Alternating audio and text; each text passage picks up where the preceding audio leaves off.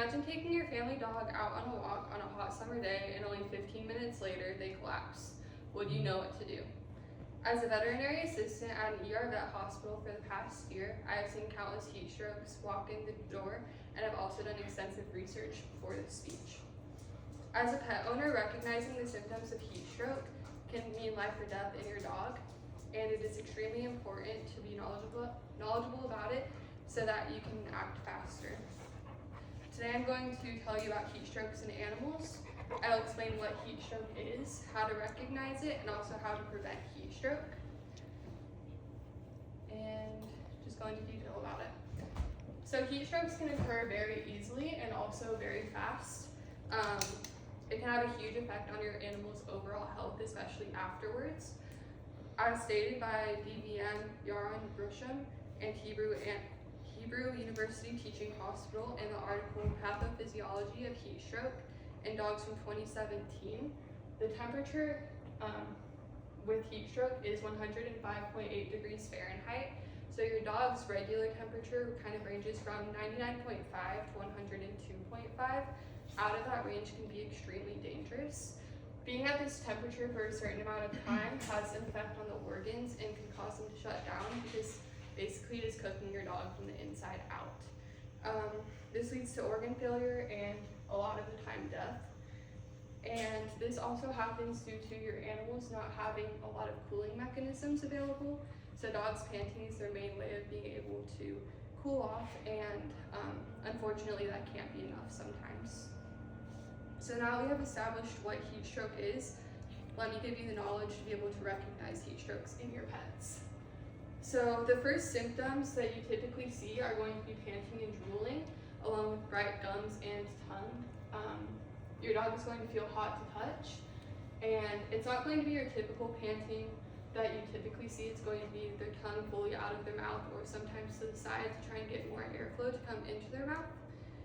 And this can be very dangerous if you just keep it that way, because it'll make their temperature continue to go up. Whenever we get into our later signs, your dog is going to go into shock, they are going to become lethargic, and also unable to control urination or defecation. So some of these signs can go into neurologic effects of your dog collapsing, just not really being aware of where they are or their surroundings. Sometimes they don't even recognize who you are because they don't have their vision. It affects all of their senses. So we can actually take a lot of preventative measures to prevent heat stroke in our pets. As stated by Harriet Myers, a journalist with American Kennel Club, which is a nationally recognized organization, in the article Heat Stroke in Dogs from April of 2024. There are actually specific breeds that are at higher risk for heat strokes. So this includes your smushed face dogs, so Frenchies, Bulldogs, Pugs, anything of that nature. They have a harder time getting oxygen flow in to begin with, so this can affect the regulation of heat and make it a lot harder for them to cool down faster. And as stated by DVM Krista Williams and BCA Animals in the article Heat Stroke in Dogs from 2021, there's a lot of things that you can do to prevent heat stroke, which include just limiting exposure to your heat. So this can be providing shade from a table as seen on the picture, and also providing water for your dogs in limited amounts, and also controlling your animal's time outside.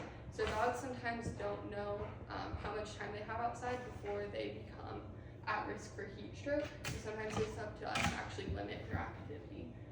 And then also just do not leave your dog in a car for any amount of time. The car will get hot very, very fast, and it can, because of the limited airflow in the car, it will make it so that your dog has a lot harder time cooling off. And then of course, seek out veterinary care immediately if you are worried about heat stroke. Heat stroke with time is only a matter of time until their organs start to fail and the effects become irreversible. So the faster you can make it to a vet, the better. Today I've covered how heat stroke occurs, symptoms to recognizing heat stroke, and how to prevent heat strokes in your pets. I've explained the severity and information about heat strokes in animals, and please do not hesitate to protect your pets. Using this knowledge will actually help save their lives, and it is always better to be safe rather than to be late. These are my references, and thank you guys for listening.